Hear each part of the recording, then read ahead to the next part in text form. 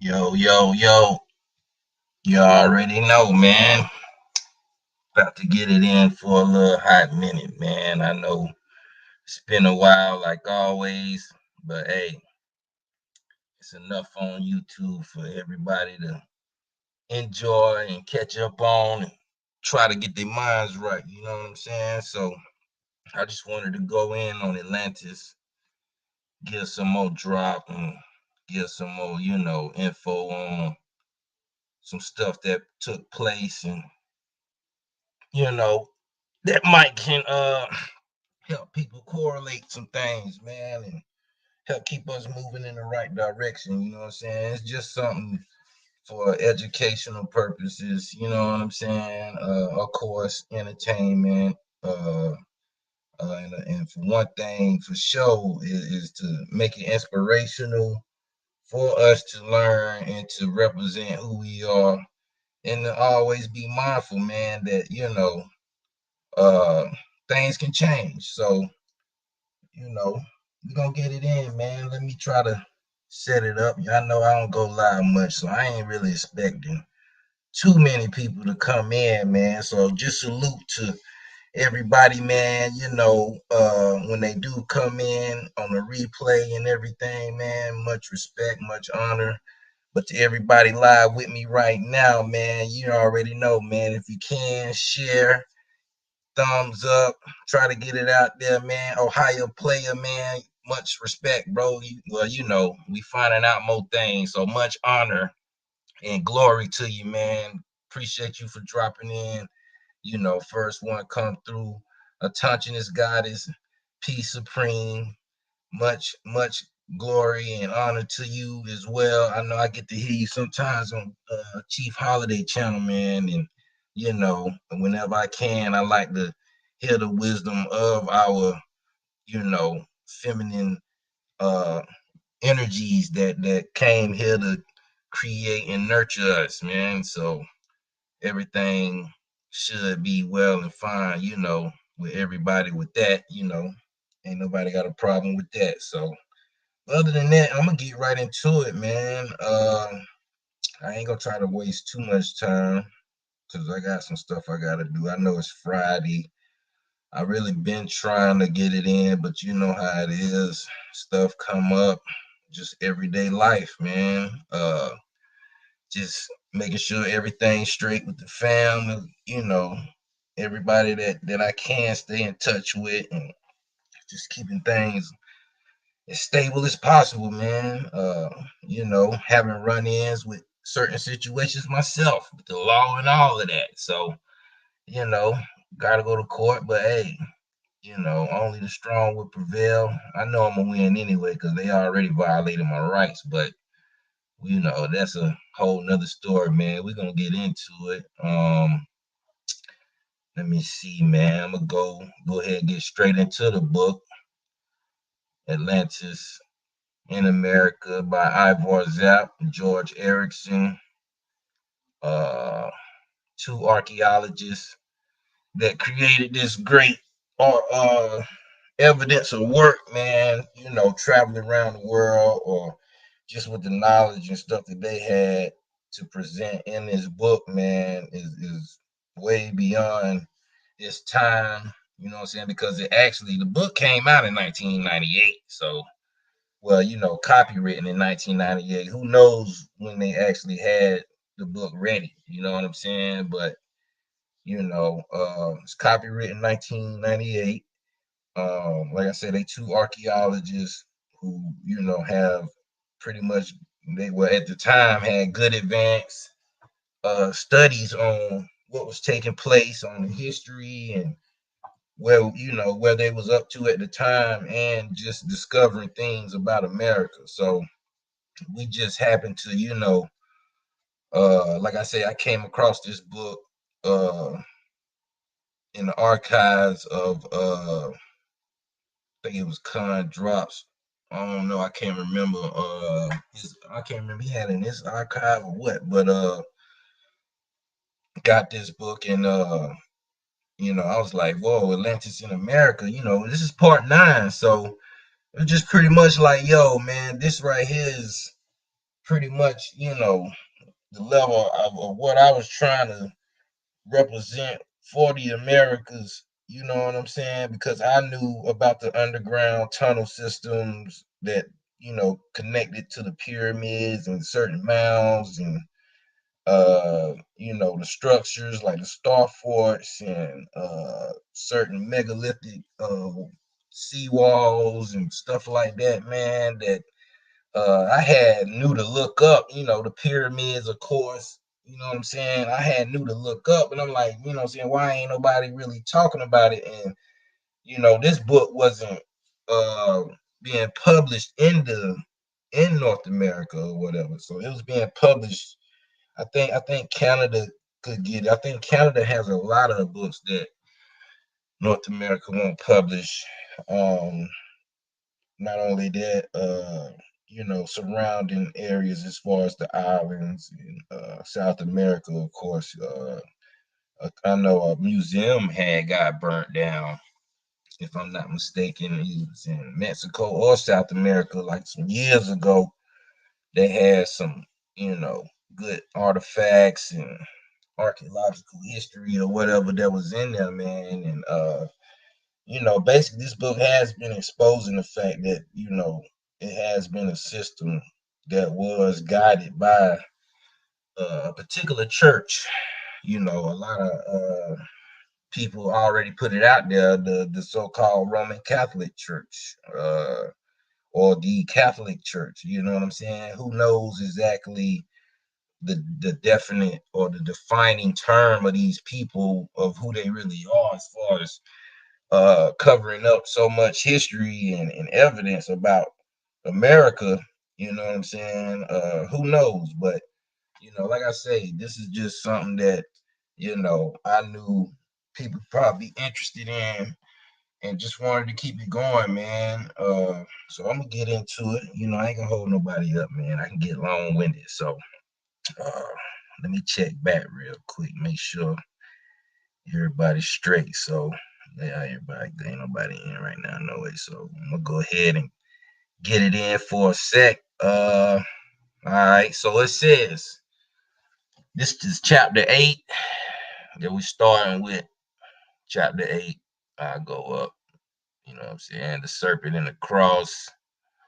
And it's pretty much gonna get into some good historical narratives on what took place. You know what I'm saying? Now, as far as what went on with the conquistadors and explorers and stuff like that. I'm not trying to say myself that everything was right and exact, but according to the stories and evidence, if you got people admitting that they came over here and basically wiped out thousands, if not close to a million people, just from trying to get some gold or trying to receive whatever type of whatever they was looking for. uh it's pretty harmful to hear about regardless. So either way, something was hidden, and a lot of things have been copied and plagiarized into other narratives. So we're finna get into it. It says the serpent and the cross, all right, are both symbols of knowledge. The serpent repeats itself throughout diverse ancient cultures and myth as a symbol of power and knowledge. And that's true. You know what I'm saying? We got the serpent mound up here in North America, man. The serpent mound, I know that's something a lot of our people actually, know about anyway. But for those who haven't seen it, I can throw it up there real quick. Let's go ahead and do a little browsing right quick, but that's it right there. Hit down. That's in Ohio. So this symbol done reached all the way up here. Going down to South America, of course. And pretty much all over the world. But that's Serpent Mound. You know what I'm saying? Which they tried to say was something demonic or some evil type tribe, like they always try to do. They love to try to demonize anything that is older or is more defined than what they have to offer. But it says in Mesoamerica, as in India, it was also the symbol of the benevolent God. The cross, which is similar, has represented knowledge and power. Okay, it says the Maltese cross. All right, and that's like the cross, like the fire truck used and stuff like that. It says has generally been interpreted as knowledge and power in the four directions. The Christian cross was meant to carry a message of kindness and forgiveness of sins. All right, so you know that's something totally different. It says, but the truth often poses a threat to power. Okay, a threat to power. All right. It says, and the cross under the medieval church became the antithesis of knowledge and benevolence. These powerful symbols clashed head on in the 16th century in the Americas. The cross, carried by conquistadors and a vast array of following adventurers, prevailed. All right. It says, but the followers of the cross were not independent rogues. Say they all had to answer to the crown and to the church. The crown wanted gold. Okay, so there you go right there. Gold. You know what I'm saying? All about getting some of that good element that can, heal, keep your body right, you know what I'm saying? Make you look good, all that. It's all in one, brain, money, and all. It's all in one. It says the church wanted converts as well as gold. All right, so basically they just want people to convert to their ways. Hernando Cortez provided the needed conquests. All right. It says his soldiers and their adjuncts admirably satisfied the needs of the Holy Office in Spain. It says, but a few priests co-signed to take the holy word to the pagans. Instead, brought the pagans' word back to Spain. All right. It says, see chapter 2, which is, probably in the Atlantis 2, maybe 3 build I did. Who knows? It says Bernardo Dino Sahagún had arrived in the Yucatan in 1529. He learned the Nahuatl language, and instead of being shocked by what he learned of these people, he was simply curious. All right. He said he undertook record everything he could of them. It says, and he enlisted their friendship and aid in this undertaking.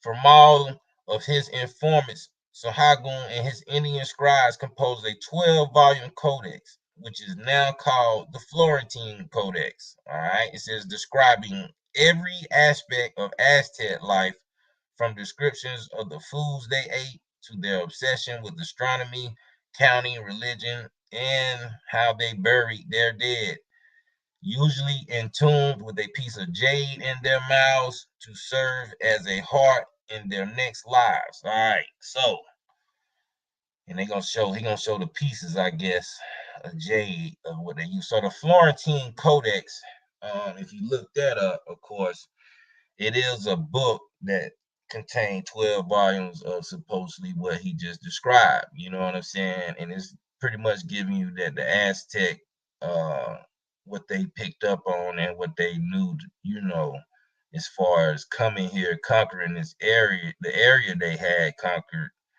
and as far as what they had developed into. Not only that, but it got a lot of artifacts and drawings and like showing calendars and stuff like that. So, but the book's supposed to be so high, and I think the book like $2,500 or something like that for all 12 volumes. So, good luck with that. I don't know if it's a PDF you could probably get with that. I'm not sure if anybody was able to, kind of get in that form of fashion. If so, it might be out there. So, Mike can search that.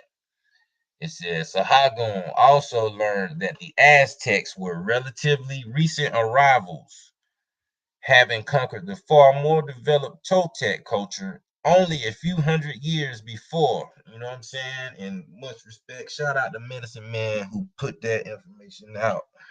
Um, it was a couple of years ago showing how the Aztec culture was basically invaders of the area of the Inca, or not the Inca, but the Mayans. You know what I'm saying?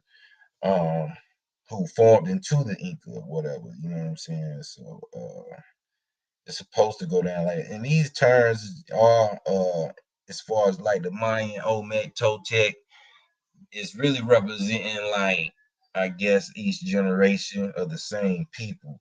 But as you see here, the Aztec are known and has been identified as recent arrivals, which are new. You know what I'm saying? So that's something to check out with that. You know what I'm saying? Like I say, shout out to Medicine Man. I know he did a good job on that. It says the warlike Aztecs, having migrated from the northwest, had a sense of wonder for the people they had conquered. They had arrived in the central valley of Mexico having little idea of mathematics or architecture. But instead of simply destroying the Toltec culture, they copied it and learned Toltec. Let me go down. We'll go back up. Toltec concepts. All right. So they learned Toltec concepts. So going up, you know what I'm saying? These were the jade pieces that were, found.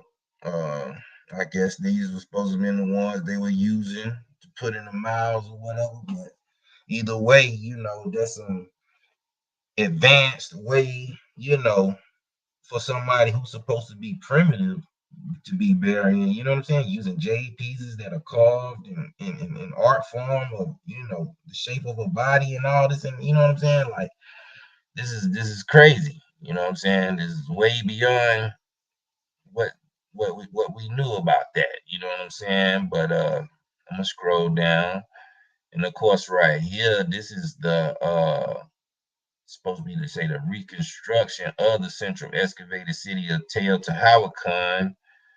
And of course, man, I can get a better view of that real quick. Let me see if I can let me type this in right quick.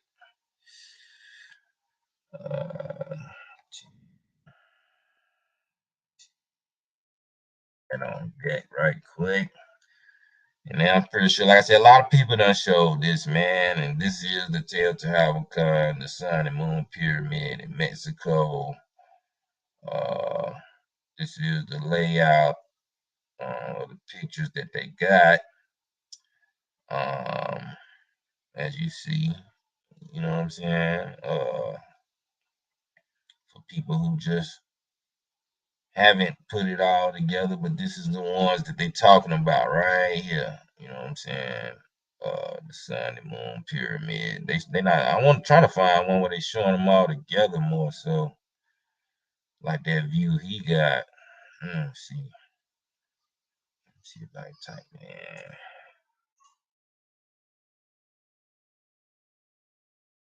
Sun and moon pyramid. I guess it's still kind of hard to get that aerial view. Let me see. Let me go down. This one ain't too bad right here. Got all that avenue on it. Let me see. This one ain't too bad. You know what I'm saying? It must be from one pyramid looking at the other one or whatever. But y'all get the drift, man. We done seen this pyramid probably 1,000 times for those who have looked it up and actually seen what this right here is. You know what I'm saying? And like I said, it was excavated. Uh, who knows when, as far as the date or whatever, but that's just like them still excavating down there in Guatemala now. But back to it, it says rather than vanquish the peaceful Toltec gods, they incorporated them into their beliefs and made them equal to their own gods of war. Okay, talking about the Aztec. So it says Sahagún described Teotihuacan as a city state built by the Toltecs. Says though they had once only come to conquer it long after construction by the unknown Teotihuacans. It says in a manner that resembled the Greek colony of Alexandria. So just resembling the Greek colony, of course, like I say, um, this is ties in with the Atlantis in the antediluvian world book on how Atlantis colonies was, going to the Greek, to North Africa, Spain, Europe, some of the UK, whatever, you know what I'm saying? So it ties in. Like I say, this is in 98. So it says Teotihuacan, the present site of the ruins of the pyramid of the sun and of the pyramid of the moon, had flourished for thousands of years and then had been abandoned in the 6th century. It says, yet the Aztec priest Sahagun encountered had a very clear memory of it, even though the Aztecs had arrived in the central valley of Mexico much later than the Toltecs. Okay. It says probably in the 14th century. All right. So just giving roundabout, according to their dates, you know what I'm saying? Because I'm pretty sure even, you know, they're not even going off the same calendars, you know what I'm saying? So it says Teotihuacan had been a city devoted to learning, to scientists and philosophers, and to the recording of accumulated astronomical and mythological knowledge. All right, it said it also was known as the burial place of kings, where those who died became gods, ascending into the heavens. It says death rites include the use of the sacred mushroom and water rites that resemble Christian baptism. Okay, so once again, like I say, man, this is something that's pretty much, ahead of its time, man. A lot of people would have got their hands on some information like this back in the day, and not to say that it wasn't people doing it, but just to have it in a book, you know what I'm saying, knowing that it wasn't published here in America, you know what I'm saying. I mean, that's something to think about. But it says, disturbing as this information might have been, The church faced a potentially more devastating revelation, similar to the foundation myths. The Aztec, it says the Wado, also described a far more recent arrival by sea. It says that of the Toltec god Quetzalcoatl, the lawgiver. Quetzalcoatl, the serpent god, forbade the sacrifice of humans and animals and taught a doctrine of brotherly love. Okay, sounds familiar. It says his arrival has been variously described as from 2000 to 1400 years before present. All right, it says, but some accounts put his arrival at shortly after the flood, which is the deluge. Okay, it says through Sahagun, the church learned that the serpent god of these people was not a monster, as they presumed, but a man, a very curious man. It says depicted almost universally as tall and bearded and as having come on a ship from across the sea to the east. Quetzalcoatl, the plum serpent, appears to have been half man, half legend. Said his beard by some is said to have been blonde, red by others, and black in other accounts. So once again, just depending on who telling the story, you know what I'm saying? This just proves that America is definitely old, you know what I'm saying, for some stories and accounts to go like this, even to get remixed from total different colors, you know what I'm saying? It just depends on who's telling the story, you know what I'm saying? It says, those who say he walked the earth at the time of Christ give him Semitic features and a swarthy complexion. All right, so that's for Christian folks. Arians say he was fair skinned and blue eyed. So that's a whole nother description. It says those who favor his arrival from Ireland say his skin was green. Once again, completely different.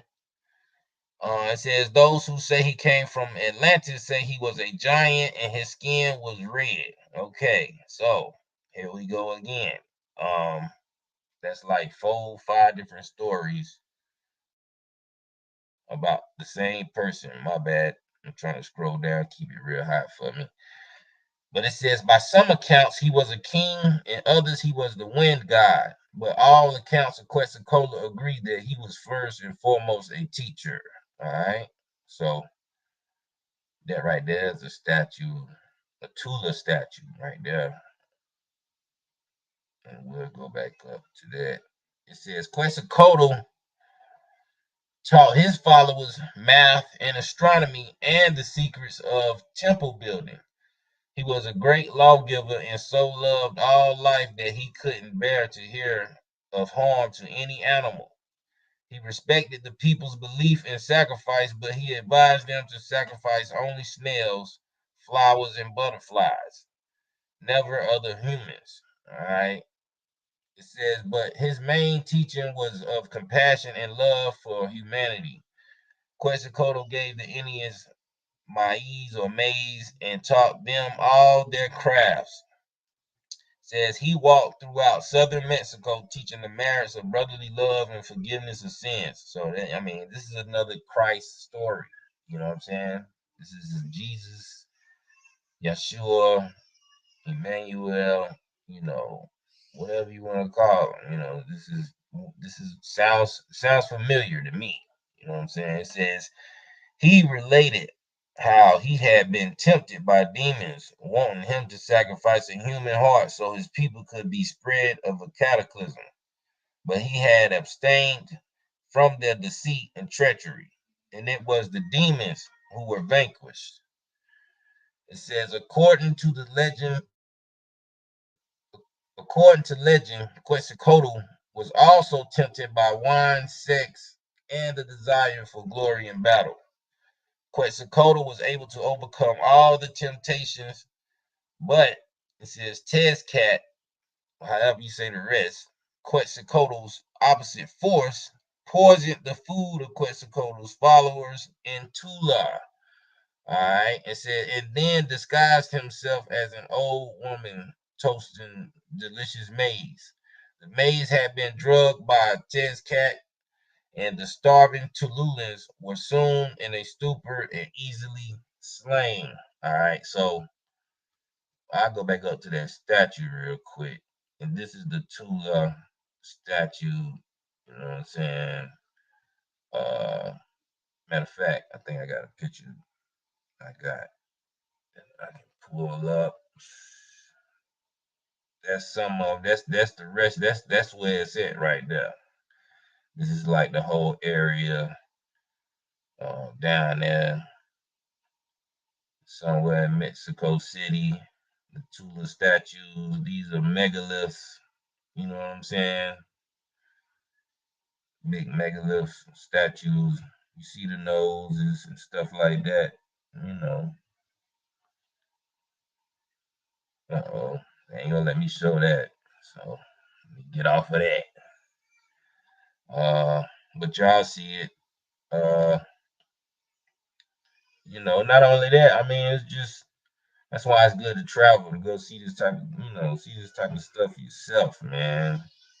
You see, you can easily walk up on these type of monuments and stuff like that, but I heard over there in so-called, Egypt or Africa, man, you gotta be somebody special to really even go off in them things. But who knows? They might have switched it up by now. They might have got tired of me saying that. Or certain people want. But let's get back to it right quick. But that's one of the statues right there, man. Uh, I read it says Greek myth describes Atlas as supporting the world. Mayan sites portray Atlanteans supporting the heavens. Could there be a connection? All right, man, that's true. It says, when we look at the great astronomical constructions of Mesoamerica, we are looking at continuation of the belief in myth. The first female child of Atlas, the first king of Atlantis, was named Maya. All right, Maya. It says, in the temples of Mesoamerica, a constancy with myth, a belief in the magical, the eternal, and man's connection with one through the other endures. And it survives even today. All right. Like I say, this is like I say, man, this book was 1998. You know what I'm saying? So it said, according to legend, Quetzalcoatl was also okay. I read that part. Let me go down a little bit. It says, aggrieved. Quetzalcoatl realized that deification could come only through suffering. He burned his gold and coral houses and cast his treasures into the water. Okay, now hold up. Now wait. Say he burned his gold and coral houses and cast his treasure into the water. Okay. All right. So deprived of all worldly riches, he set out on foot to find Anahuac. It says the place at the center, in the midst of the circle. It says Anahuac has also been translated the land between the waters. It says, in all, it bears a striking resemblance of Plato's description of Poseidon, the capital of Atlantis. All right. So he say he threw all this gold in the water. One, he got pirates trying to find gold and stuff. It's a Quetzalcoatl, originally the gift giver, had now become the man of suffering. At the onset of his journey, he was followed by thousands. But when he entered the mountains, only a few hunchback and dwarves remained at his side. It said he cherished his following, but they died of cold following Quetzalcoatl up through the pass between the volcanoes Papa Cat and Each Tact. Because I ain't, I'm going to just say it like that. So Papa Cat and East Tact, I think I got that pulled up too, showing what those volcanoes look like right quick, man. Let me see if I can get it on here. Yeah, okay, this is it right here. So this is the Twin Volcano area right here that I was checking out when I was breezing through it or whatever, you know what I'm saying? And I think that's where they got the pyramid that the cathedral built on right in front of it. That's why you see that right there. Boom. Like, let me see if I can blow this up. Like that picture right here, like that's crazy. You know what I'm saying? Now, I mean, look at the volcano though. I mean, on the real though. Let's be real. You know what I'm saying? That's up there, dog. You know what I mean? You talking about from the ground, or however, even if that's uh a drone or whatever, like still, you know what I'm saying? That's up there, man. That's some huge volcanoes, man. That's crazy. But this supposed to be the pyramid that they built. The cathedral got built on the pyramid. I think it's Cholula, if I'm not mistaken. We're gonna keep reading to find out, though. If I'm not mistaken, it's Cholula. I think it is. Uh, it says after he left, Quetzalcoatl's legend grew.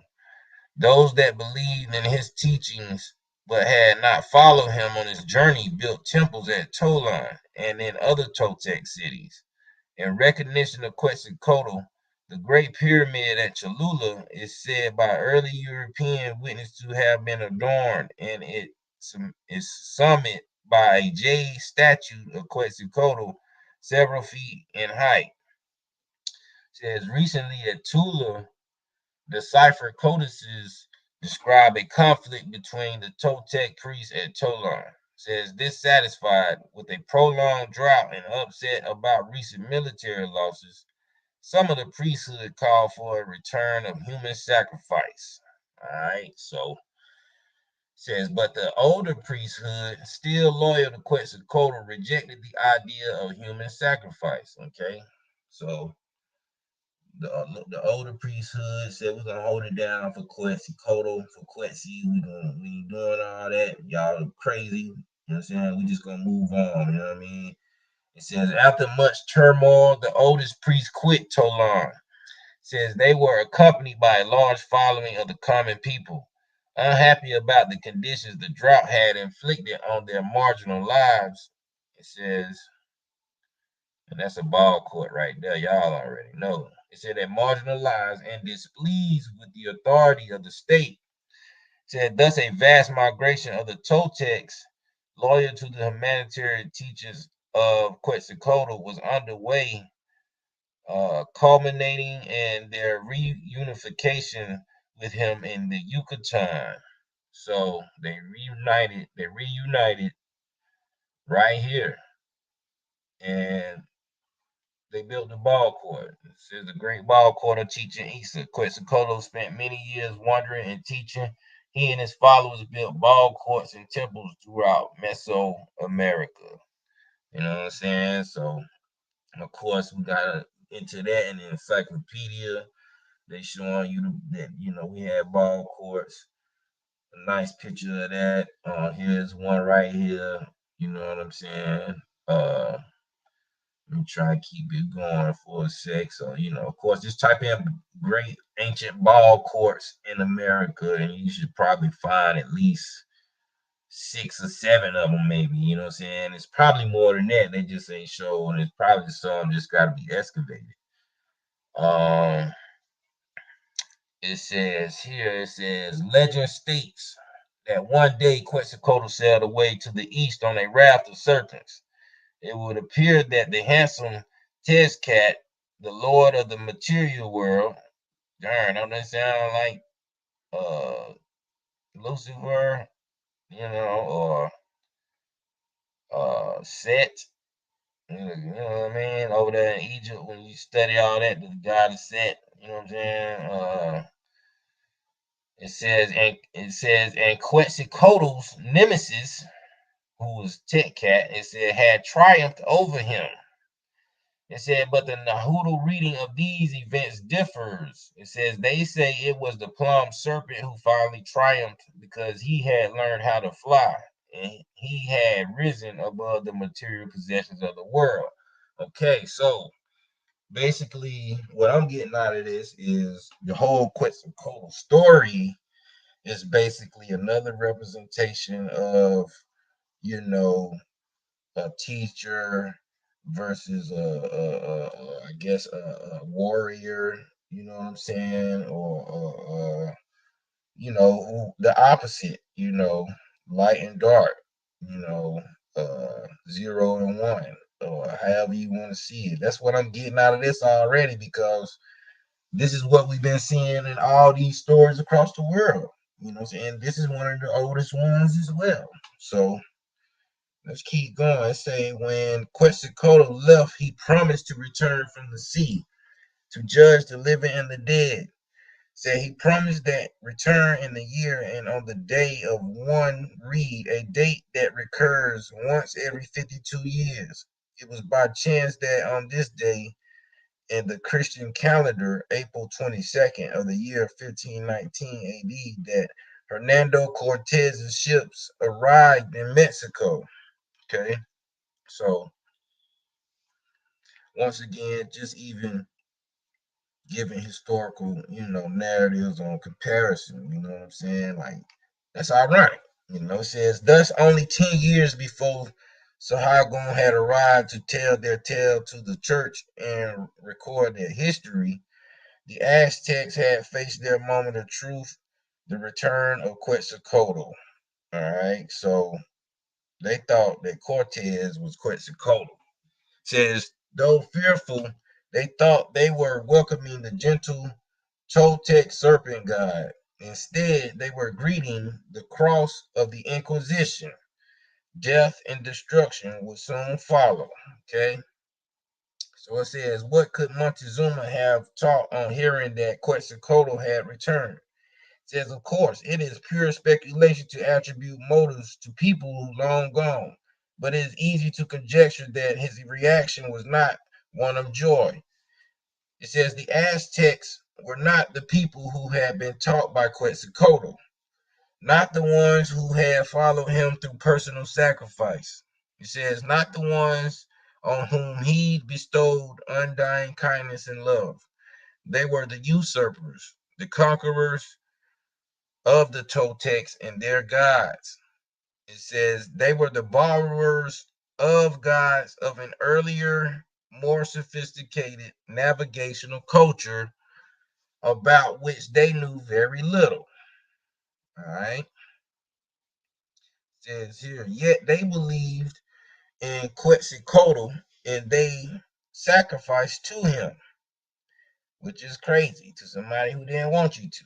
And this is the type of stuff they can carry on throughout time, man. Like how people can get certain narratives construed, or just change the order of certain things. You know what I'm saying? It says, and that in itself was a serious problem. Quetzalcoatl had taught that sacrifice was wrong. All right.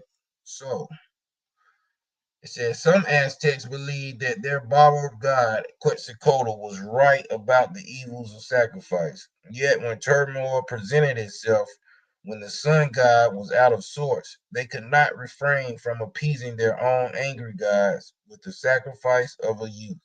So these people still was basically, being possessed by, terrible spiritual ailments that just made them feel like, they needed to go ahead and just, sacrifice a young to be able to get some rain or whatever they felt they needed. You know what I'm saying? It's pretty low way of thinking. You know what I'm saying? At one point in time, you probably did have people doing that. You know what I'm saying? I know this. I know what's going on over there in Europe a lot. Um, the famines and stuff like that. Not only that, trying to, claim sacrificing witches and stuff like that or whatever. So, which some of them people or some of them, people who's practicing, stuff probably did poison some people or something. He got caught. Who knows? Ain't no telling how it all went down with so much. Uh, it says, after all, Quetzalcoatl was only the wind god, an idealist, not the giver and taker of life itself. But he was still a god. It said he had great powers. It said, and he had reason for great anger. Hernando Cortez displayed this godlike anger when he arrived at Cholula in 1519 on his march from the sea to the fabled Aztec capital of Tenochtitlan. It said, but his anger was not an expression of the God's dismay at human defiance from the rules of heaven. It said, under a jade image of Quetzalcoatl, let me go down, we'll go back up. They like Palenque right there. Like a drawing. It says, set in the center of the Cholula pyramid, Cortez and his men slaughtered over 6,000 Cholulans. All right. So it says, after the massacre at Cholula became known throughout the Aztec Empire, Cortez and his 400 men had an easy path to Tenochtitlan and the Aztec Emperor Montezuma. All right. It says, a coward Montezuma vacillated between his perception of Cortez as the second coming of Quetzalcoatl and his recognition of Cortez as a brute. All right. So, like I say, they thought he was confused. It says, before he could make up his mind, Montezuma and many of nobles were slain. All right. So it's just like, kind of like the same narrative. It says Montezuma's faithful guard turned on the Spaniards, killing and wounding many, but somehow the Spanish were able to escape to Teotihuacan. It says, sight of the pyramids of the sun and the moon, the Spaniards regrouped. And during months of recruiting, enlisted tribes that had suffered under Aztec rule. Said they returned a year later to destroy Tenochtitlan, leaving 250,000 people dead from wounds, starvation, or disease. Okay, so there's that narrative. It says those Aztecs who survived the Spanish onslaught may have met a worse fate. They were enslaved, branded on their foreheads, and subjected to torture, rape, and every form of abuse the Spaniards could think of. So once again, like I say, man, even if this is something that people might have, some people like to say this stuff is made up or just not true, that didn't happen. Even if it didn't happen, you know what I'm saying? It's just still, who would carry letters and narratives like this about a people? You know what I'm saying? That clearly are invested in these areas today and don't have a clue of what and how a lot of these monuments came about. You know what I'm saying? It just don't make sense. And not only that, coming under the Catholic church. You know what I'm saying? We know the Catholic take away the whole knowledge and expedition of ecology and actual natural, ways in science. You know what I'm saying? They don't honor that. You know what I'm saying? So it said, it is ironic and tragic that the man the Aztecs mistook for Quetzalcoatl, the teacher of brotherly love, the arborer of sacrifice, or any form of harm. It says, hold on. Yeah, I got to go down. My bad. Because these pages got off. Bear with me. Yeah, these pages got off. I got to keep going down. It'll just however this PDF was put together. I don't know, the pages kind of got misconstrued, but I know we was definitely talking about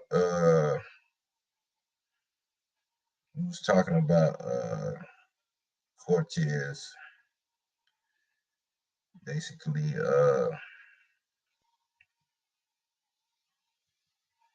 let me see,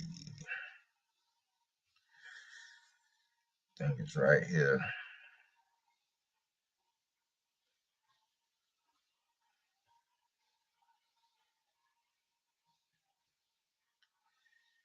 Go up a little bit, might be about right here. I think we right here. All right. Yeah, I think we should be about right here, cause I think we about right here. All right, so wherever I left off, it says living beings would turn out to be a slaughter and torturer of human life. All right. So we're going to have to go down. It says, of course, neither Cortez nor the church had any understanding of the nature of Quetzalcoatl when Cortez pillaged Cholula and Tenochtitlan. So basically, like I said, the man was going around killing people, and everybody thinking he Quetzalcoatl. You know what I'm saying? It says, nor did they know of the Mayan serpent god Kukulkan, nor did they know the nature of the Inca god Viracocha. All right, so these are all names that were known throughout, as the same. The Quetzalcoatl was known as Kukulkan and Viracocha. So it says, whose golden calendar had been melted down by Pizarro's soldiers and shipped back to Spain. All right. It said it would take 4 decades for this information, largely supplied by Friar Sahugun, to reach Spain. So they saying like 40 years, okay? It said, but when it did, it arrived like the first thunderclap of a gathering storm. It said Quetzalcoatl's flight from oppression and injustice, recorded in the Codex Annals de Coahuitlan, or however you say that, it's a preserved by Sahagun, mirrored the story of Moses and his people flight from Egypt. All right, so once again, they saying his story sound similar to Moses now. All right.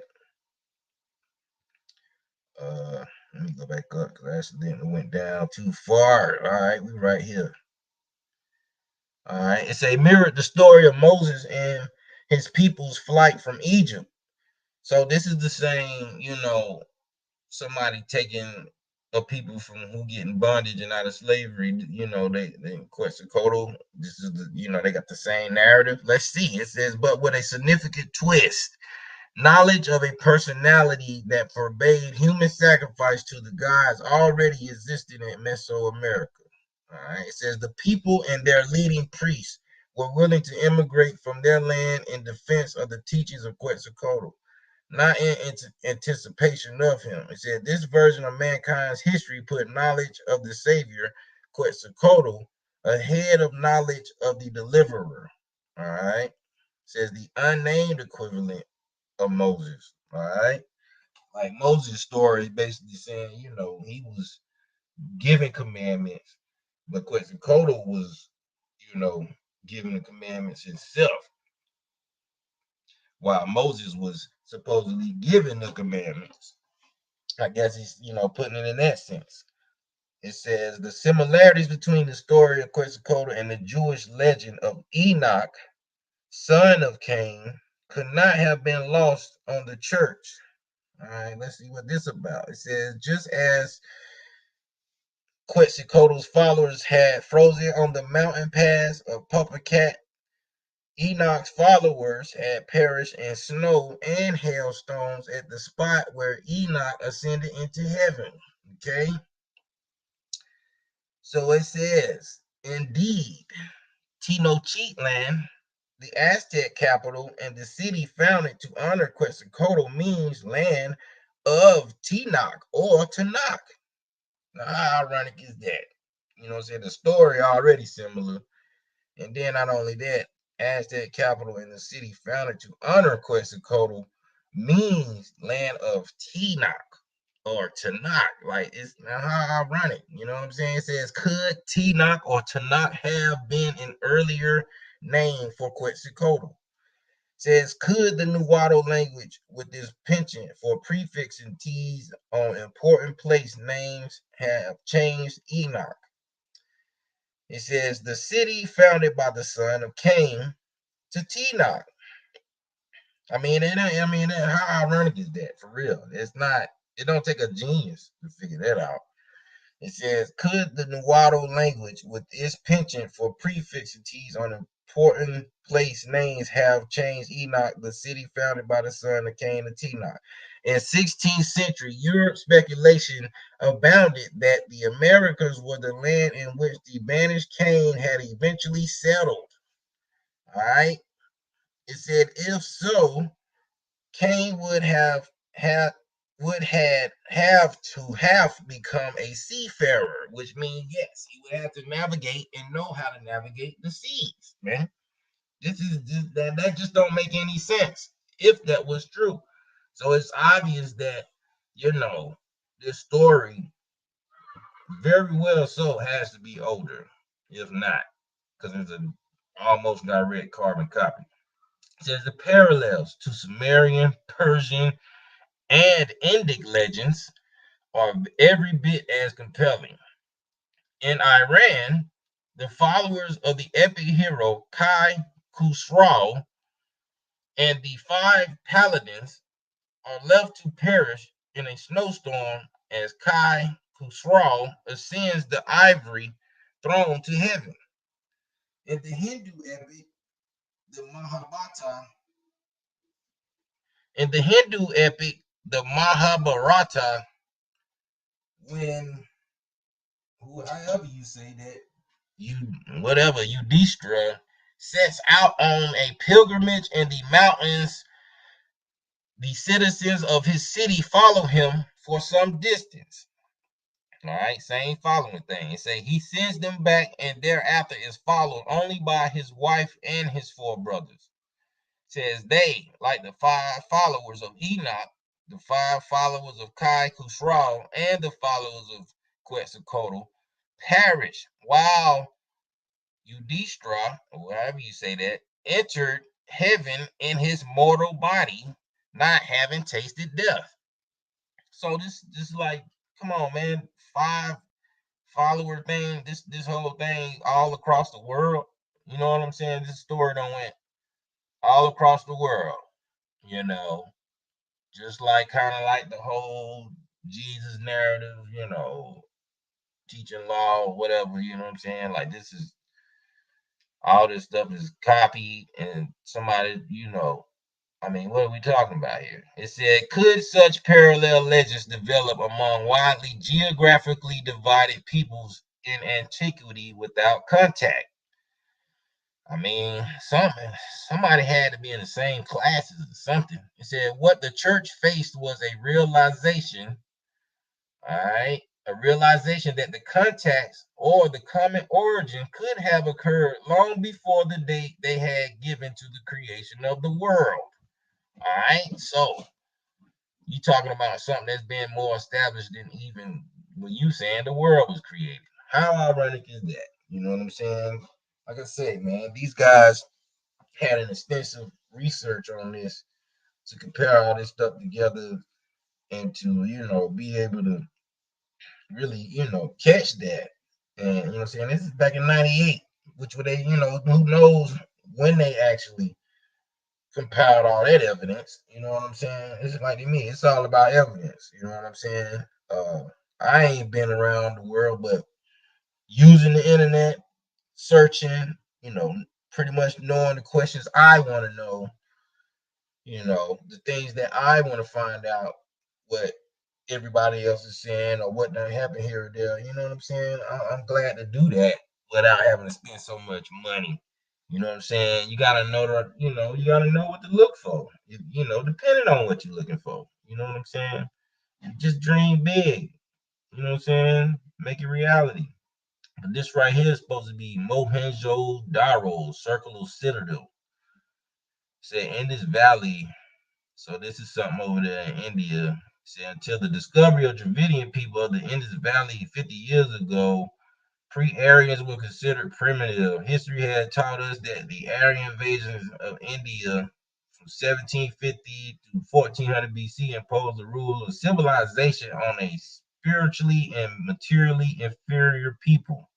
It says after many years of excavation at Mohenjo-Daro, Harappa, and other Dravidian sites along the Indus Valley, we now know they have had a far more advanced civilization than their Aryan conquerors.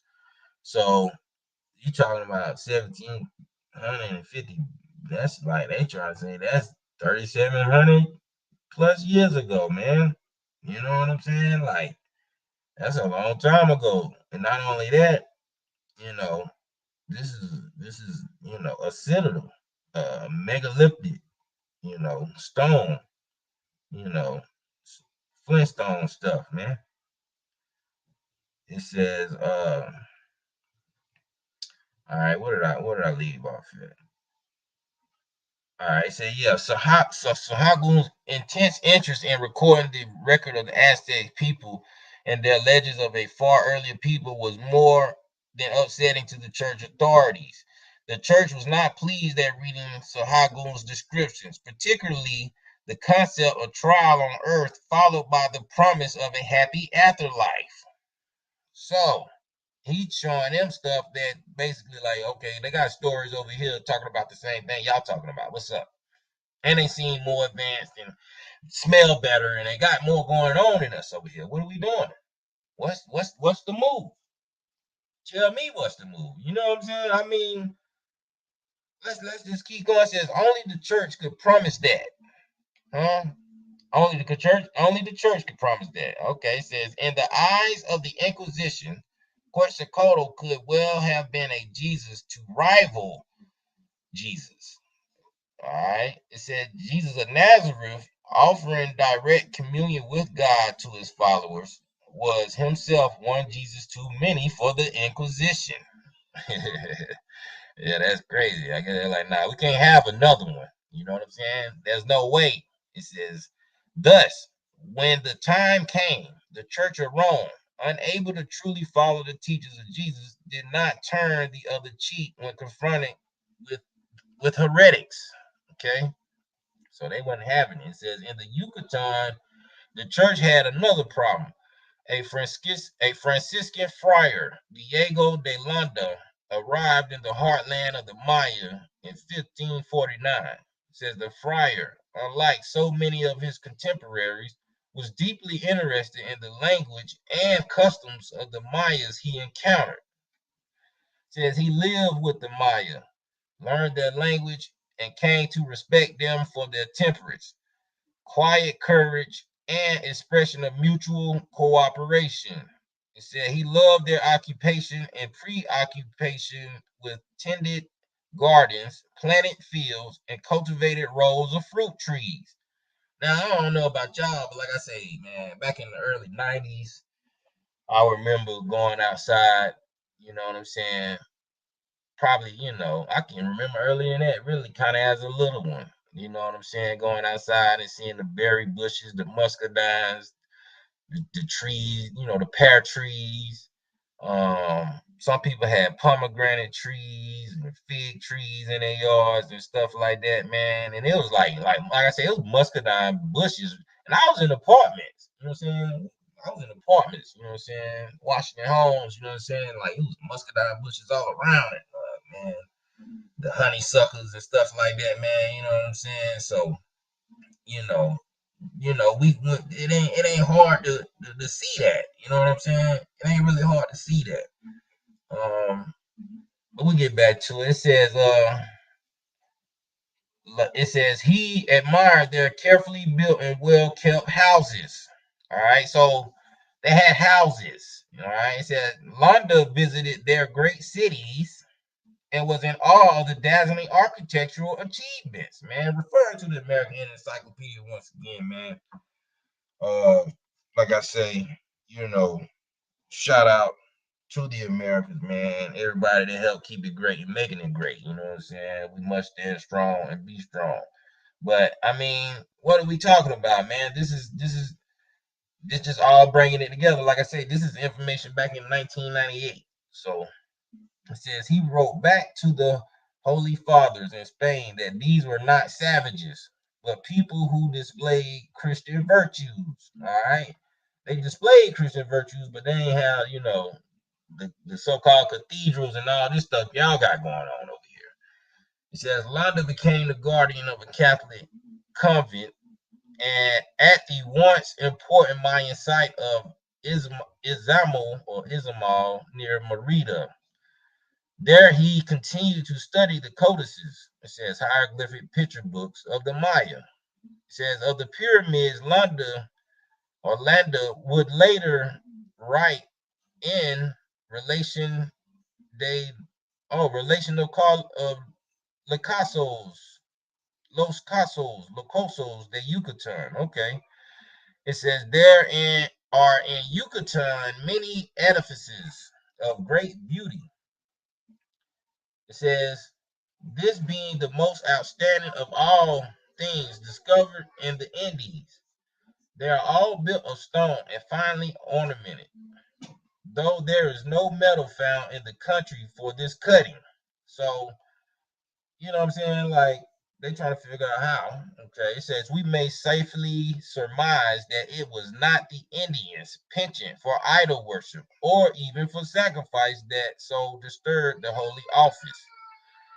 It was astonishing reports such as those by Landa of great cities, ancient temples, beautiful gardens, lush vegetation, in short, all that Plato had described as part of the Atlantis and the Golden Age, man. Come on, man. What are we talking about? It said it was not worship of the serpent that the church feared. It was the knowledge that the serpent god Quetzalcoatl represented that shook the church to its foundation. So they was like, ain't no way all this going on over here, and we ain't got it going on like that. We can't let this get known. This can't get out. We need to go over there and wreck shop. And that's the idea. You know what I'm saying? That's what the whole Popol Vuh thing was bringing into with the creation stories and stuff like that. Of what the doctrine was. Beyond that, not only that, the doctrine of the discovery. You know what I'm saying? Like, it's just an ongoing thing of just jealousy, man.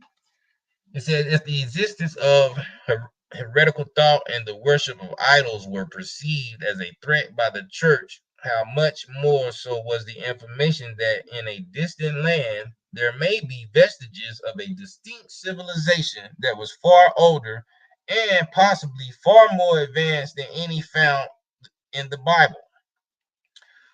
It says, could the Holy Fathers appreciate the brilliance of a civilization that predated their authority? All right. And you know what I'm saying? They didn't want to have that. So you got the Grand Inquisitor. All right. This is supposed to have been I think what they was trying to put out. It says willing sacrifice is not an anti-Christian unless you consider Jesus Christ anti-Christian. It says the Inquisitors probably did in one of the most poignant chapters of one of the greatest works of the century, the brothers Karamazov, Fyodor, whatever. It sounds like a Russian, some Russian guy. The brothers described what would happen if Jesus returned to Earth. It says in the chapter title, "The Grand Inquisitor," Jesus returns and appears in Spain during the Inquisition. It says at first his presence is doubted. It says, but his acts reveal his true identity. He appears before the Grand Inquisitor, who is sympathetic and compassionate, but cannot understand why Jesus has come back.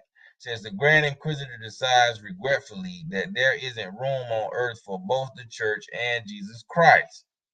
It said Jesus is again condemned to his original fate. So even the church had a problem with Jesus then, if that's the case.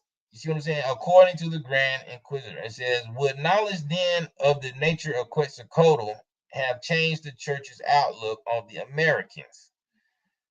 It said, could it in any way have altered the savage treatment, the destruction? It said, it seems unlikely if the Russian or whoever that guy is, those Stoyevskis, I can't even call it Russian. I'll just leave it like that. It said, view is correct. Even Christ himself could not have changed the aims or conduct of the Inquisition.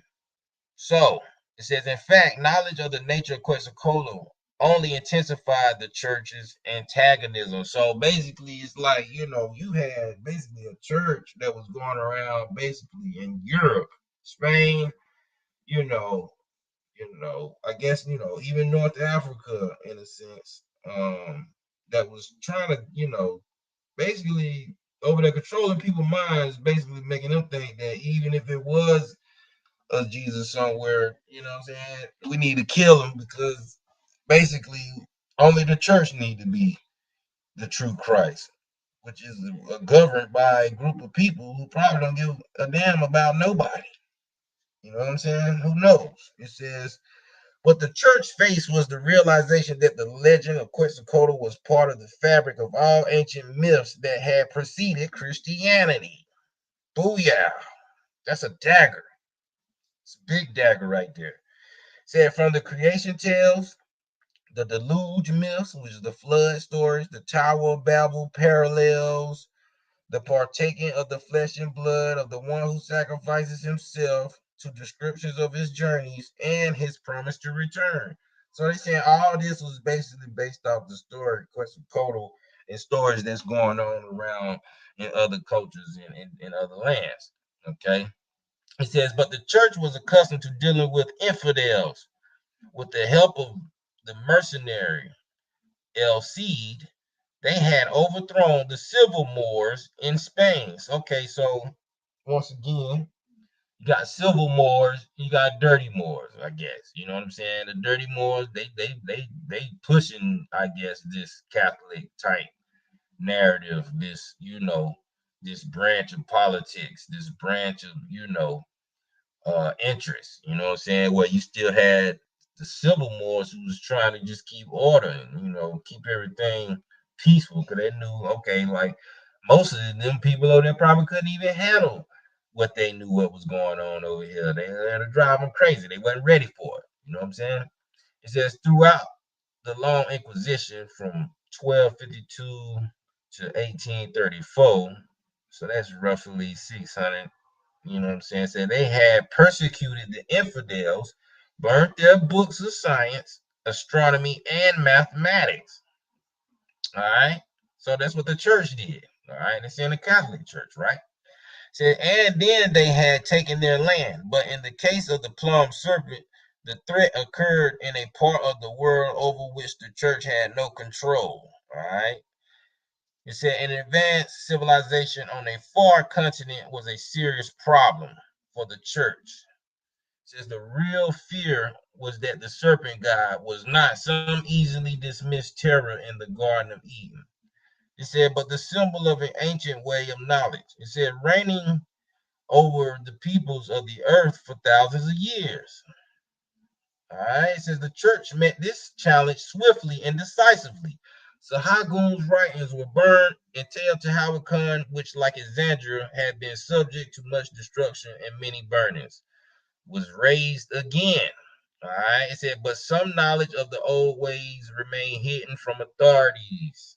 All right, so once again, it just keep happening, man. Like these people hate for anything that shows that they've been outdone.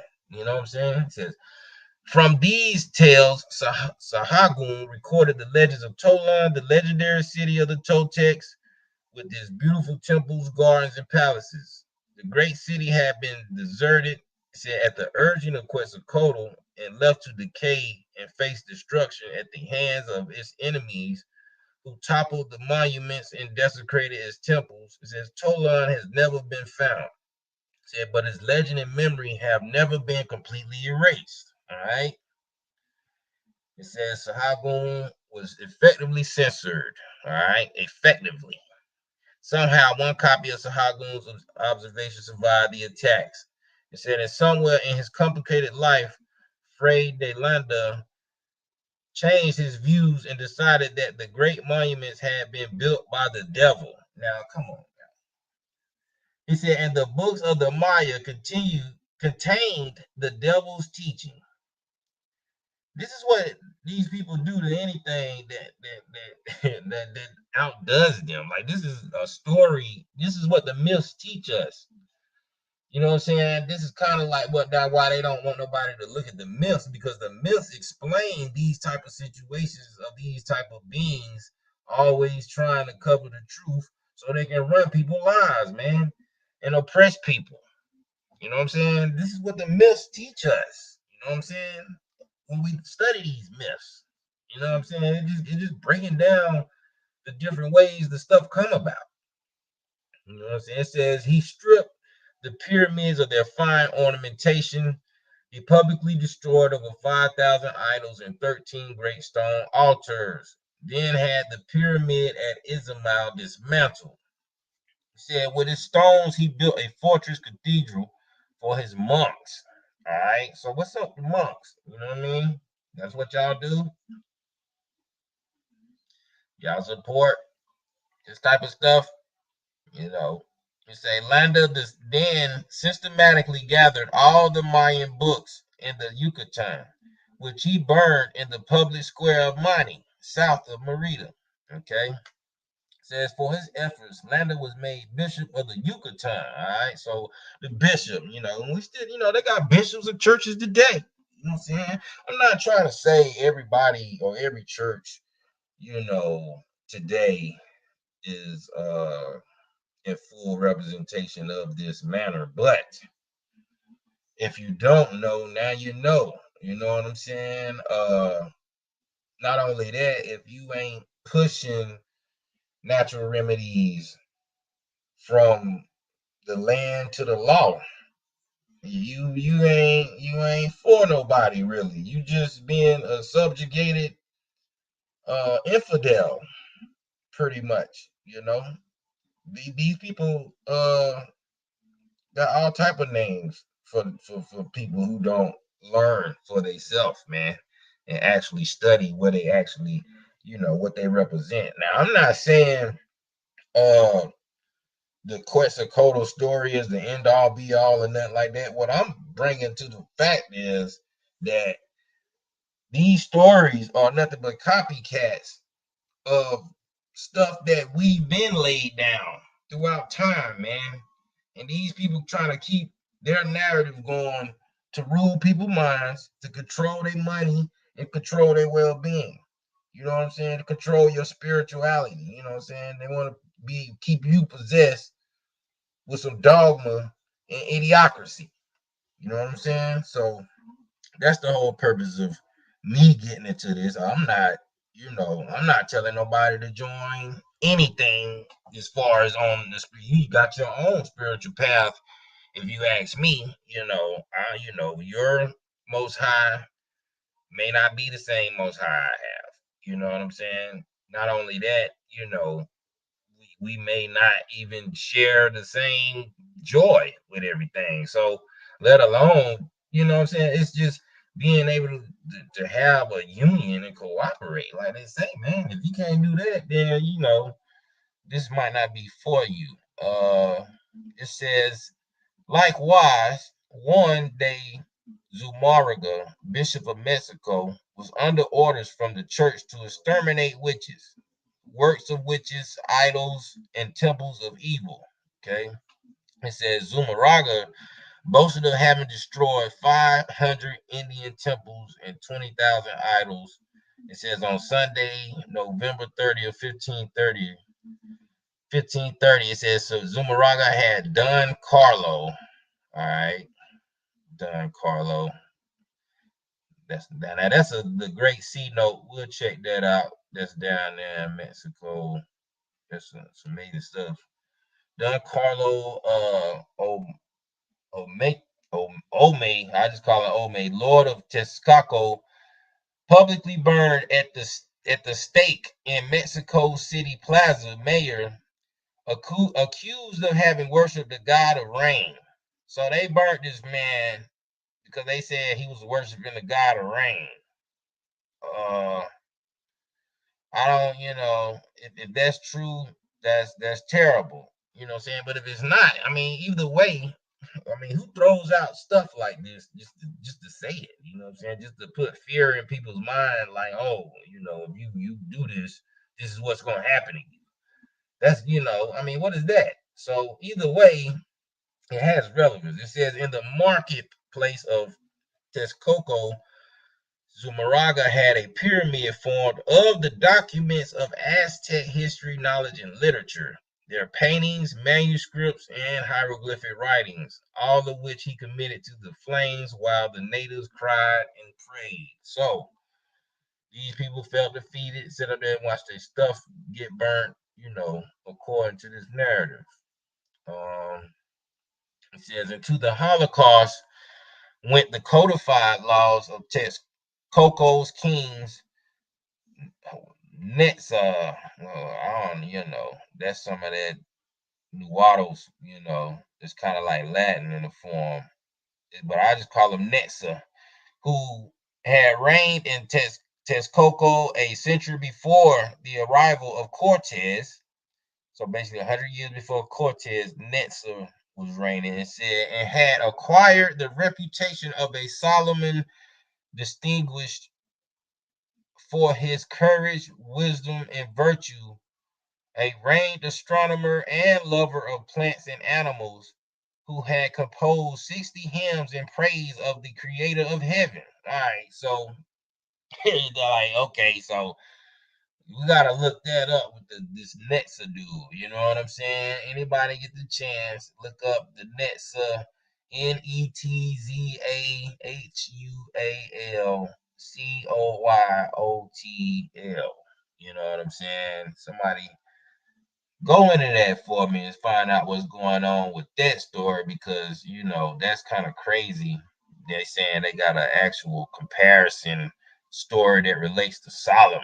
You know what I'm saying? Down there in Mexico, which it makes sense because they were saying Solomon Temple was down there in Mexico. So, in that sense, not to say Solomon himself. I mean, y'all get my drift. It says, justified by tales of pagan sacrifice, the extracting of the human heart from a live and probably young and innocent victim, often peppered with stories of Aztec priests dining on the warm, severed hearts of children. Severed hearts of children. I mean, it said the church began a systematic destruction of not only a people, but of the history and memory of that people. Says the church did not rule out the possibility of an Atlantis and of a golden age. So they simply sought to eradicate all possible memory of such an age.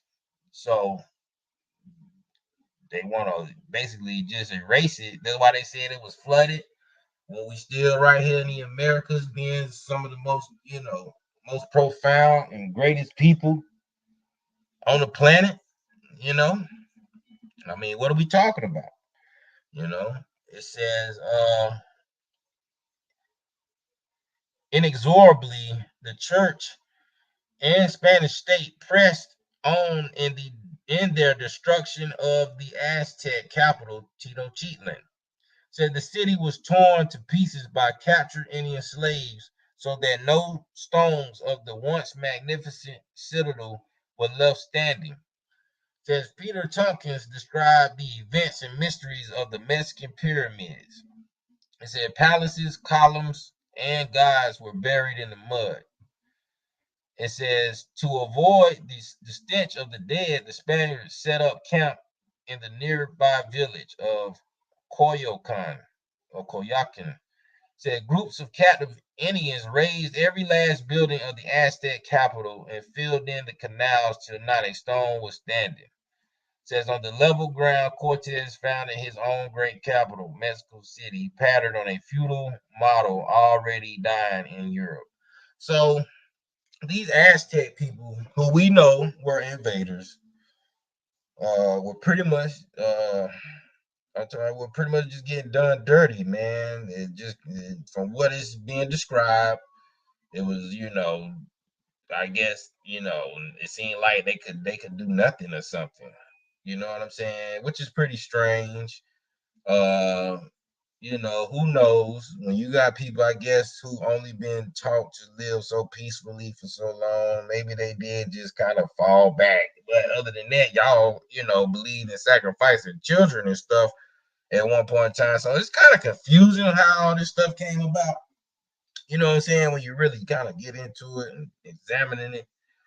But it's just more so finding out what relates and what's really going on with the comparisons of these things. You know what I'm saying? That's what we here for. Let's say Mexican slaves by the thousands, many of them highly skilled as sculptors, carpenters, masons, and gardeners, hauled stone and timber from the debris of Tenochtitlan. Iron chisels and iron hammers enabled them to cut the porous red stones of the valley into palatial European houses, over the doors of which the new hidalgos could place their carved escutcheons. Where Indian palaces and pyramids had stood, churches and monasteries sprang up, complete with battlements and heavy grilled window against the Indians who had built them. Since surviving on drinking water and a few tortillas, the Indians at their own expense supplied all the work and all the material. It said, brought up from childhood to Spartan life, trained to endure pain, they worked long hours without showing fatigue, constantly subjected to unbelievable savagery by the Spaniards. So, wait a minute. So they trying to say these people are savages because they can just keep working without getting tired and shit. I mean, I don't know, man. It's just some stuff is just wow. Who knows back then, I don't know the mind state of people 500, 600, 700 years ago, However old this is, it says individuals were torn from their families to work as slaves in gold and silver mines, branded on their faces each time they changed masters. He said the prettier women were raped and infected with the pox, smallpox, leprosy, and all manner of plagues. And a lot of that comes from animals. So if these guys were being nasty, being around animals, not bathing, probably even doing bestiality and stuff like that, this would create these type of diseases and stuff. But you know, in other words, dieting, who knows how they ate, and if they even cooked food correctly, if they even, you know, uh use the bathroom in a form of, actually plumbing system, what I'm saying, instead of just leaving it around their areas just to sit there and rot. Who knows, how this stuff came about. It says by 1545 in Tlaxcala alone, a quarter of a million had died of the plague. Altogether, 3 million were to die as the disease spread to Tabasco and Yucatan. As a result of the Spanish conquest, the population of Mexico was reduced to one-tenth of its pre-conquest size. Indians, formerly in good health, were weakened by hunger and fatigue and became easy prey to disease. Okay? Say scenes of brutality repeated themselves throughout the Americas. Mass genocide was the rule. Civilizations and their records were destroyed, slaughtered, diseased, and in the end simply erased. Sahagún related how he had witnessed the introduction of the plague by Spanish and how he had personally buried more than 10,000 victims, all Indian, often in great trenches, 100 at a time. Says the Caribs of the Atolls died out as a race. Says in Costa Rica the population was decimated. Today, only a few scattered indigenous people remain on widely scattered reservations. So, like I said, now this is back in '98. According to, like I said, I think Ivar Zapp from Costa Rica, Nicaragua, or somewhere, them rain that area. This is, he basing that on the Central America. You know what I'm saying? So it just goes to show, how I guess a lot of those people do look mixed. You know what I'm saying? And I guess that's what he's trying to explain here as far as what took place and how it's only a few indigenous people, that's pretty scattered out or whatever. So, and indigenous as far as what he knew as at the time, who knows? Uh, right now it's 2023. You know what I'm saying? So, we know ourselves, even just dealing with the Olmec statue alone, uh, artifacts and paintings and writings on some of these murals and wall caves are showing Negro and Negro features. So not only that, it's just to show, you know, that this is some old stuff, man. This stuff is real old. This is old, but from what they giving us, you know, this what happened seemed pretty recent and still is continuing to this day, man. I'm not saying all the violent, brutal stuff, but as far as uh what's taking place with the way these people now believe is definitely, it makes sense. You know how they adapted to the Catholic Church. It does. It says, as noted earlier, it took the Catholic Church 40 years to decide whether the Indians of the New World were humans or not. It said, but as unimpressed as they were with the natives of the Americas, they were amazed at the impressive architecture their conquistadors had found. They concluded that the Indians had not built the pyramids and temples and that they were the work of the devil himself.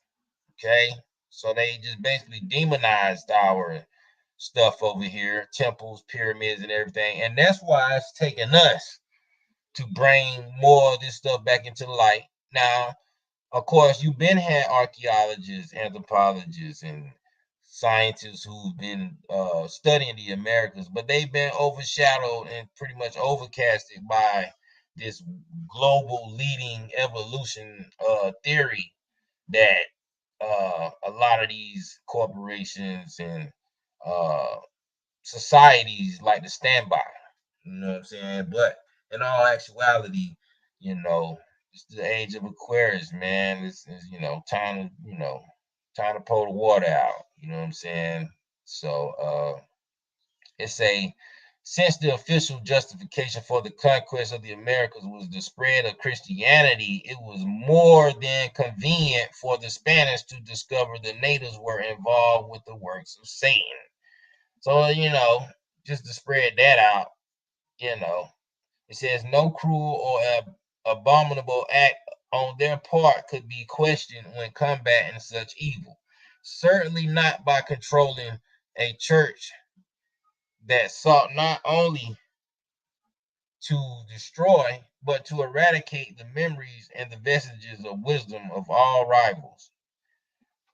It says the evidence of myth, however compelling, was hearsay or hearsay and was therefore destroyed. Velikovsky spoke of mankind in amnesia.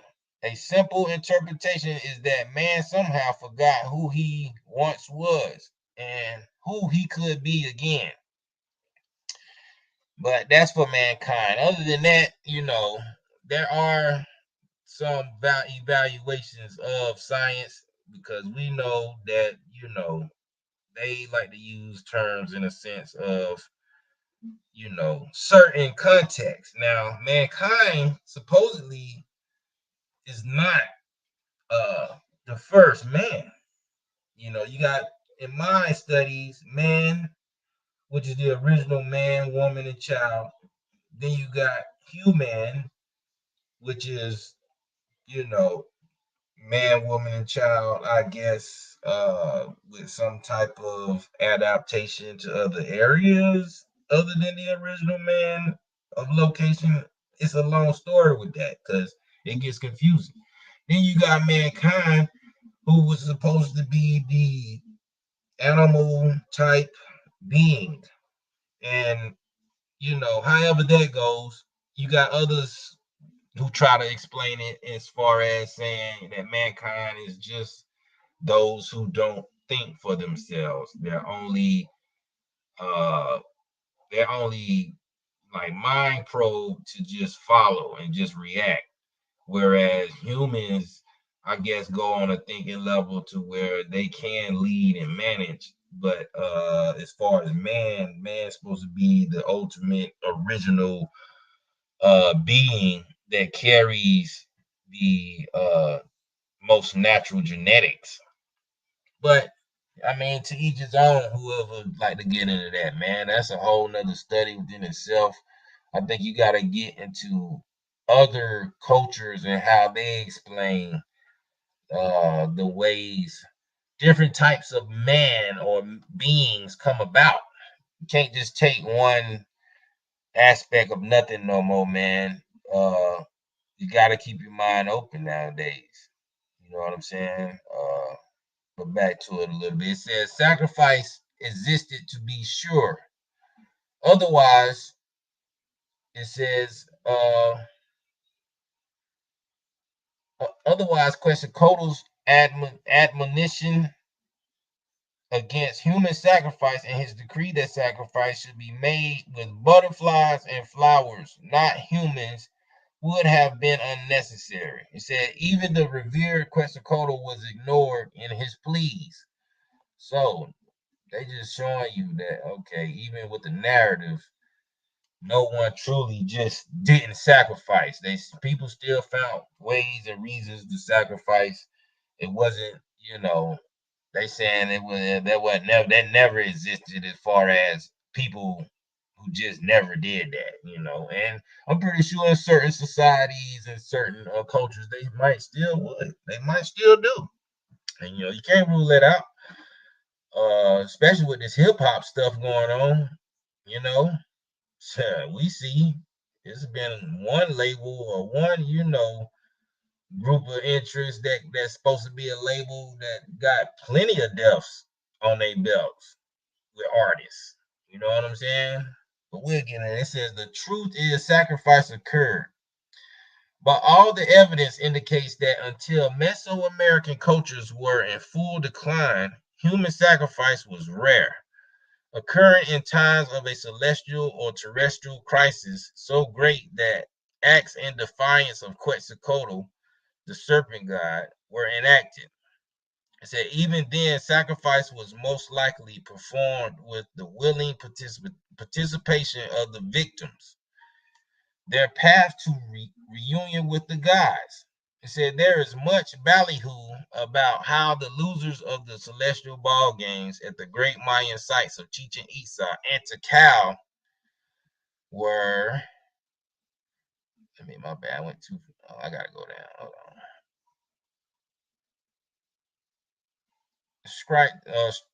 Were punished by having their hearts torn out. All right.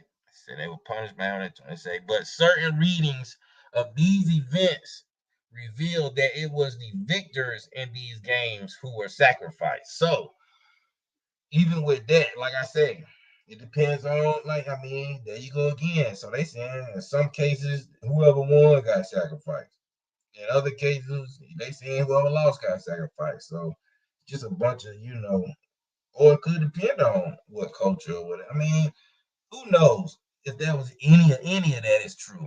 You know what I'm saying? You gotta really just go with your own with that. It says the history of our world is unfortunately one long tale of migrations, invasions, war, and inflicted cruelty. In interpreting and understanding of the history of man and his cultures, we must distinguish between those who merely conquested and assimilated, later claiming the accomplishments of a defeated culture as their own, and those who tried to obliterate and destroy all vestiges of a defeated culture. All right. And that's true. You know what I'm saying? We be seeing that happen, as we study history and look at other things, even with certain wars that's not happening in our lives. You know what I'm saying? It says, when the soldiers of the Roman Empire, then rising to its peak of power, finally sacked Carthage in 162 BC, they not only leveled the city and burned every record and every trace of the Phoenician civilization found there, it said they salted the earth so that nothing could grow there again. How dirty is that? It says the records of a great seafaring civilization were lost forever. And that was supposed to be pertaining to the Phoenicians. You know what I'm saying? It says only their alphabet survives, borrowed by others to prove that they ever wrote at all. The records of the knowledge of that civilization, one that spanned the globe in trade and intelligent contact, are lost forever. And which is not, because they done found other Phoenician writings here recent, um, even going back in the early 2000s, up until now, you know, you done found plenty of tablets in Ohio, I think Utah, Samoa in Mexico, I think in Florida, uh, you know what I'm saying, Phoenician style Arabic or whatever, you know, type writing. Not only that, you know, they definitely try to cover the fact that, you know, it may have been, you know, people from the Americas that was definitely doing this type of thing. That's part of the reason why, you know what I'm saying? So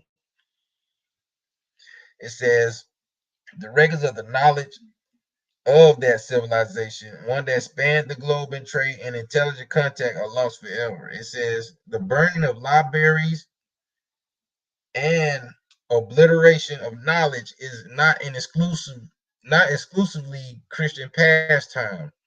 Says Chinese emperors regularly had the works of past dynasties burned and the memory of any past civilization desecrated and destroyed. All right. So they let you know it wasn't just Spanish people, Chinese people doing it too. It said the most vigilant of the book burners was Emperor Qi, best known for having commanded the building of the Great Wall and for having thousands of terracotta soldiers, as well as the soldiers they were patterned after, buried with him.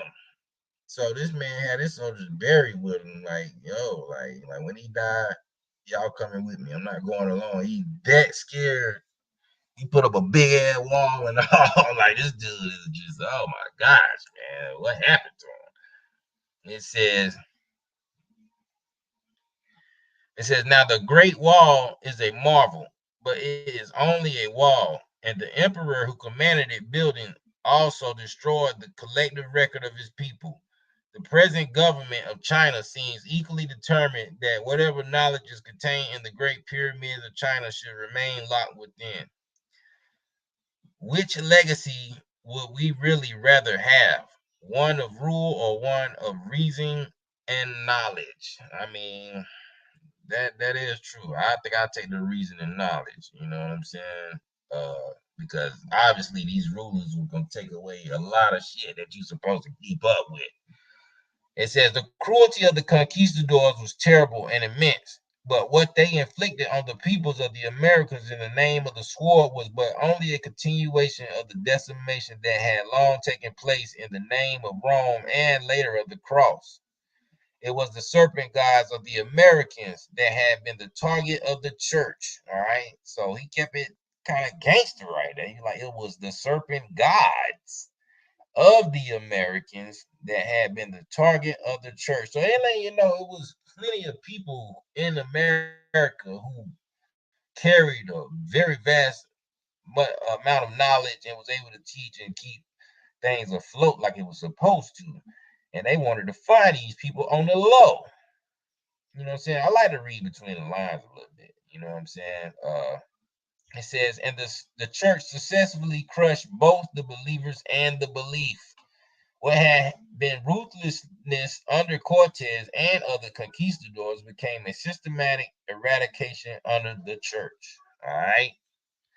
The indigenous Americans were so degraded and demoralized in the process that men reportedly would no longer sleep with their wives for fear of bringing children into the world to serve in slavery under the Christians. What had once been both a diverse and a unified culture at Mayan sites and at Teotihuacan and had later been dispersed into grand warring cities under the Toltecs and the Aztecs were now again reunited by their encounter with the Spaniards. Said they were now united in despair. So, you know, once again, you know, this is just according to the narrative, man. It says the triumph of the cross over the serpent in Mesoamerica has resulted in a lost culture, closely linked to a lost science and a lost way of being human. When we can shed ourselves of the anthropologist's notion that these were illiterate primitive people and of the church's notion that they were pagans and savages, we may begin to learn the nature of the people of the serpent God. And I think, it closes with that, man. You know what I'm saying? I feel like that was a good read, you know what I'm saying? End of the chapter, you know what I mean? I mean, where we at with it, man? I mean, it's plenty, it's plenty to go at. Just to show some extra stuff, man. Like I say, once again, uh, this is some Flintstone type, mapped out way of looking at it, but don't take it as like, oh, like literally the Flintstones, but just take it as like, literally people actually trying to you know, have an advanced civilization, man. I mean, look at all this stuff, man. These are Star Force. Now some of these are overseas. Let me see. See, I found this is in Florida right here. This is the one in Florida, the A1. I've been talking about lately, man. Shout out to A1, man. Shout out to AP, LTV, Medicine Man, of course, man. UBTV, uh, Empress Holbert, uh, everybody, man. Still dropping good info over there, man. Who else, man? If I'm leaving out, man, I ain't trying to leave nobody else out, but y'all already know, man. Everybody, man. Just trying to keep it pushing. It was something else I wanted to show, man. Now this is, some stuff in up here where we at. A lot of this is in like that's Montana, New Hampshire. They go Montana again. These stones that's sitting on top of each other is showing like, you know, somebody doing and building with this stuff, man. Architecture. You know what I'm saying? Not only that, the Anasazi, man. The mountains up there, how they got that stuff, Kate, in. The Grand Canyon. You know what I'm saying? Uh, I mean, this is some unique stuff, man, and we got to really take in consideration. A lot of us, it's hard, hard to think about when we got a day off or a vacation off, and uh, people, taking the time to really think, oh, well, man, let me go see if I can check out these megaliths over here. You know what I'm saying? Or take a trip to some of these places, man. You know what I'm saying? This is one of the pictures he had in the book that I forgot to show y'all. I was going to show y'all this too, man. Uh, this that picture of that C note. I meant to go back and read it, but I got caught up in the what he was trying to give us. They call it a C note or a C note, and it's supposed to be like the main water supply they use down there. And I want to say it's in it might be Mexico City, but it's like a big hole, man. But it's actually got they got like a cool like boardwalk stuff down on that thing. You know what I'm saying? That'd be something to look at, man. I think the water's supposed to be like super clean, stuff like that. So that's something to check out, man. It was something else I was trying to. I mean, show y'all. Let me see. Let me see. Then I got. I think I might X off for it. I might X off for it, man. But either way, y'all know what it is, man. Let's see, man. If I got anybody in here because I just been pretty much flowing. Like I ain't even been. Yo, man. Word. Salute, man. Salute to everybody that came